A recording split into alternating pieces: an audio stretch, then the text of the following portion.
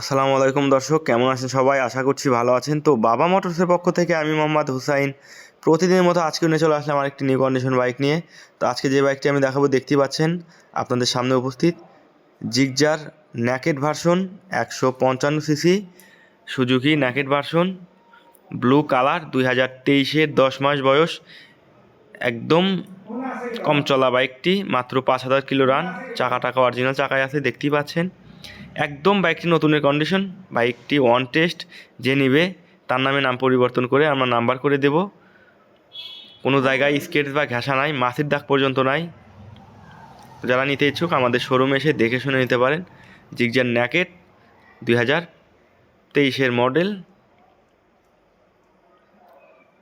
সামনে চাকা অরিজিনাল চাকায় আছে।